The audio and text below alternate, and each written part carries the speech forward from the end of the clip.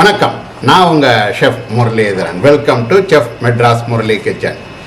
இன்றைக்கி நம்ம பார்க்க போகிற டிஷ் வந்து என்ன அப்படின்னா, அரிசி மாவில் பண்ணக்கூடிய ஒரு உப்புமா. இதை வந்து என்ன சொல்லுவாங்க அப்படின்னா, பச்சை மாவு பொடி உப்புமா அப்படின்னு சொல்லுவாங்க.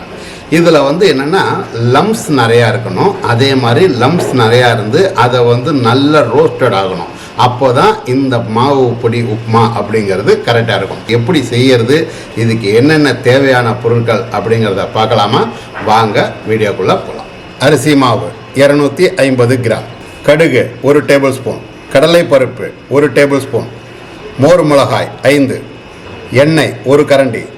இப்போது நாம் என்ன பண்ணணும் அப்படின்னா, இதுக்கு வந்து நம்ம சால்ட்டு வந்து தேவையான அளவுக்கு சால்ட்டு நம்ம ஆட் பண்ணிக்கலாம். இப்போ இதை வந்து மாவில் வந்து நம்ம என்ன பண்ணோம், ஃபஸ்ட்டு இதை பாருங்கள், நான் வந்து இந்த மாவுக்கு தகுந்த சால்ட்டை நான் வந்து ஆட் பண்ணிடுறேன். ஸோ சால்ட்டை ஆட் பண்ண பிறகு இதில் கொஞ்சமாக பெருங்காயத்தூள் ஆட் பண்ணிக்காங்க. ஸோ பெருங்காயத்தூள் நான் வந்து கொஞ்சமாக நான் ஆட் பண்ணிடுறேன். ஸோ இந்த பெருங்காயத்தூள் ஆட் பண்ணிவிட்டு அடுத்தது நம்ம என்ன பண்ணணும் அப்படின்னா, இந்த மாவை வந்து கொஞ்சம் நீர்க்க கரைச்சிக்கணும். அதாவது நீர்க்க அப்படின்னா ரொம்பவும் நீர்க்க கரைக்கக்கூடாது. இதை பாருங்கள், இப்போ நான் வந்து தண்ணி எவ்வளோ தண்ணி ஊற்றுற மாதிரி, கிட்டத்தட்ட ஒரு 1/4 லிட்டருக்கு மேலே தண்ணி நான் ஊற்றுறேன். ஸோ இப்போ அந்த மாவு வந்து கொஞ்சம் நல்லா கரையணும்.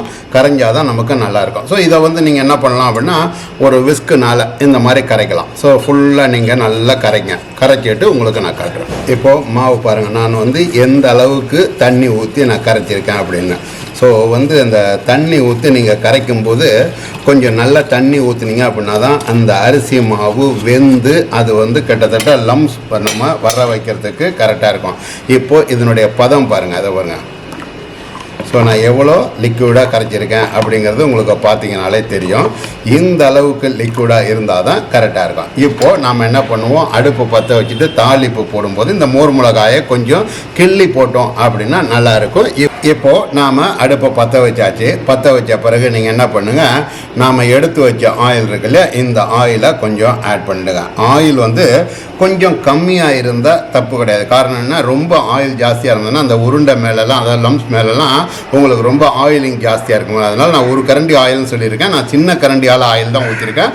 நீங்களும் அதே மாதிரி சின்ன கரண்டியால் ஆயில் ஊற்றிக்காங்க. இப்போது நமக்கு ஆயில் நல்லா சூடாகிடுச்சு. சூடான பிறகு நீங்கள் என்ன பண்ணுங்கள், நாம் எடுத்து வச்ச ஃபஸ்ட்டு கடுகு இருக்கு இல்லையா, இந்த கடுகை நம்ம ஆட் பண்ணிவிட்டு உடனேயே இந்த மோர் மிளகாவை இதில் ஆட் பண்ணுங்கள். காரணம் என்னென்னா, மோர் மிளகா கொஞ்சம் இதில் ஃப்ரை ஆகிடுச்சு அப்படின்னா அதனுடைய டேஸ்ட் அப்படிங்கிறது ரொம்ப நல்லாயிருக்கும். கடலைப்பருப்பு நம்ம ஆட் பண்ணலாம். இப்போ கடுகு போட்டு வெடிக்க ஆரம்பிச்சாச்சு, கடலைப்பருப்பை ஆட் பண்ணலாம்.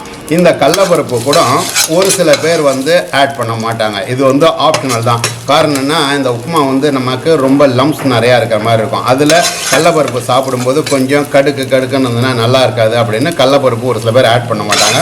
பட் நான் ஆட் பண்ணியிருக்கேன். உங்களுக்கு வேணும் அப்படின்னா நீங்கள் ஆட் பண்ணிக்கலாம், இல்லைன்னா ஸ்கிப் பண்ணிவிடுங்க. இப்போது அடுத்தது, இப்போ நம்ம கரைச்சி வச்ச மாவு இருக்கு இல்லையா, இதை வந்து ஊற்றுறதுக்கு முன்னாடி இப்படி நீங்கள் ஒரு கலக்கிட்டு இதை மாதிரி ஆட் பண்ணுங்கள். ஸோ மாவு வந்து எவ்வளோ லிக்விடாக இருக்குது அப்படிங்கிறது உங்களுக்கு நல்லா தெரியும்.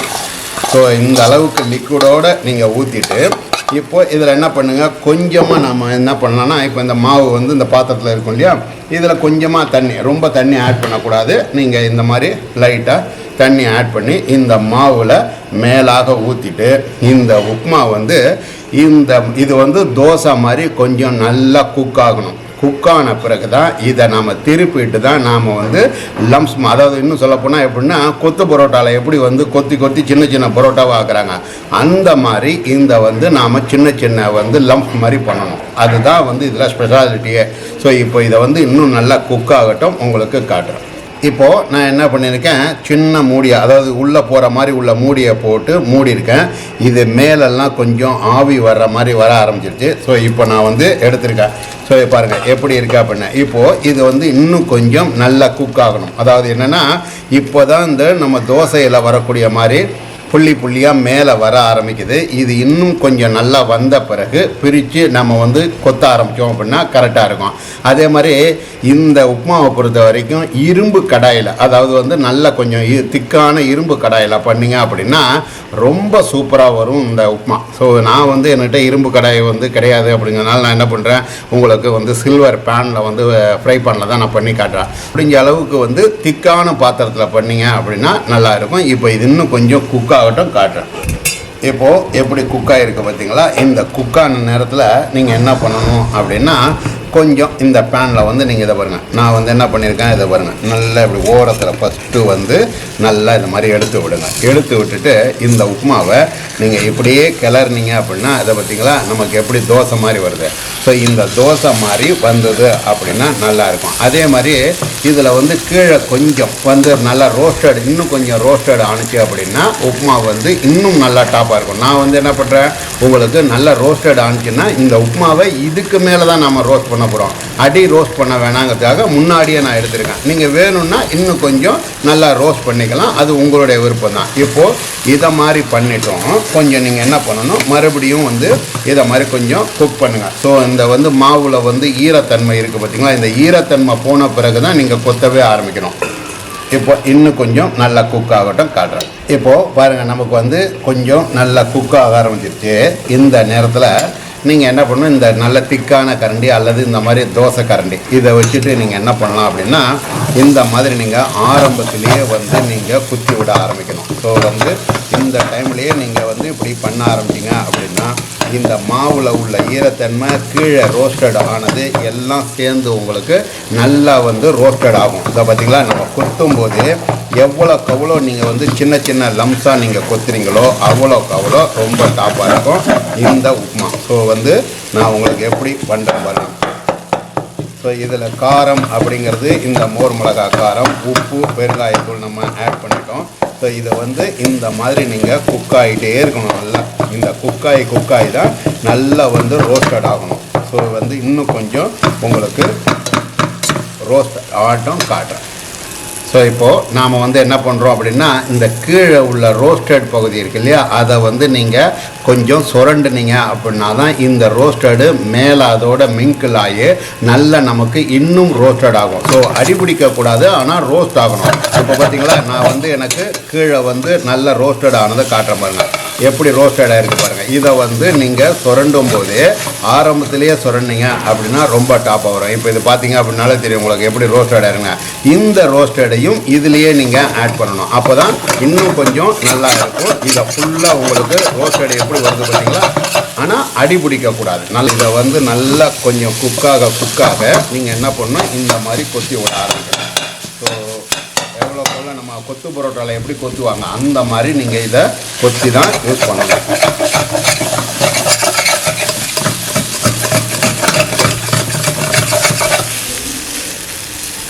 இதை பாருங்கள் எப்படி நல்லா ரோஸ்டட் வந்திருக்கு அப்படின்னு கீழே பகுதி பார்த்தீங்களா. இப்போது பாருங்கள், நான் என்ன பண்ணியிருக்கேன் அப்படின்னா, மாவு நல்லா வந்து கொஞ்சம் மாவு குக் ஆகிடுச்சு. இந்த நேரத்தில் நீங்கள் மறுபடியும் இதை மாதிரி கொத்திக்கிட்டே இருக்கணும். ஸோ கொத்தி தான் அந்த உள்ளுக்குள்ளே இருக்கிற பச்சை மாவு, அதாவது வந்து ஈரமான மாவை வந்து நம்ம வந்து மறுபடியும் வந்து ட்ரை பண்ணுற மாதிரி பண்ணுறோம். ஸோ இந்த நேரத்தில் வந்து ஃபயர் வந்து நீங்கள் நார்மலாக வச்சு பண்ணுங்கள். ரொம்ப ஹை ஃப்ளேம் வச்சுட்டிங்க அப்படின்னா சைட்லலாம் உங்களுக்கு கருக்க ஆரம்பிக்குமே தவிர ஃப்ரை ஆகாது. அதனால் நீங்கள் கொஞ்சம் முடிஞ்ச அளவுக்கு வந்து நல்ல மெல்லிசாக, அதாவது நார்மலாக அடுப்பை வச்சுட்டு இதே மாதிரி கொத்திக்கிட்டே இருங்க. ஸோ கொத்த தான் இதில் வந்து அந்த மாவில் உள்ள ஈரமெல்லாம் போய் ட்ரை ஆன பிறகு தான் உங்களுக்கு சின்ன லம்ஸ்கள் வர ஆரம்பிக்கும். ஸோ இன்னும் கொஞ்சம் நல்லா இது வந்து குக் ஆகட்டும், உங்களுக்கு நான் காட்டுறேன்.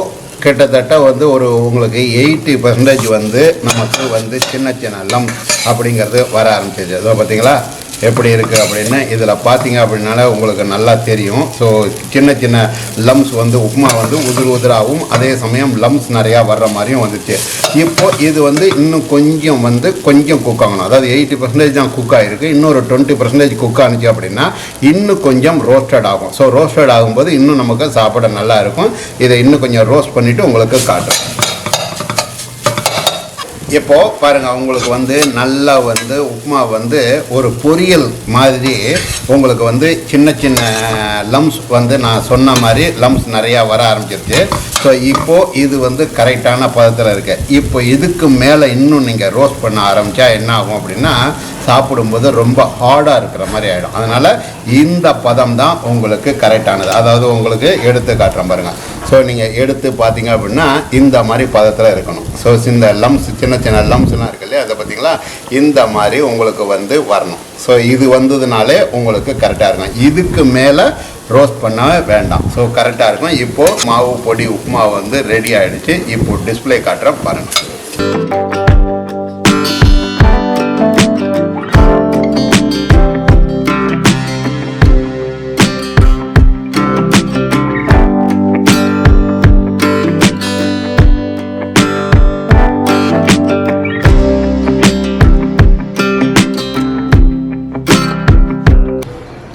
மெட்ராஸ் முரளி கிச்சனில் செஞ்ச இந்த டிஷ்ஷை உங்கள் வீட்டில் செஞ்சு பாருங்கள். செஞ்சு பார்த்து உங்களுடைய ஃபீட்பேக்கை கீழே இருக்கிற கமெண்ட் பாக்ஸில் பதிவு பண்ணுங்கள். இந்த வீடியோ பிடிச்சிருந்தது அப்படின்னா லைக் பண்ணுங்கள், ஷேர் பண்ணுங்கள், மறக்காமல் நம்ம சேனலை சப்ஸ்கிரைப் பண்ணுங்கள். இது மாதிரி சூப்பரான வேற ஒரு டிஷ்ல வேற எபிசோட்ல உங்களை சந்திக்கிறேன். அதுவரை உங்களிடமிருந்து விடைபெறுவது உங்கள் ஷெஃப் முரளிதரன். நன்றி, வணக்கம்.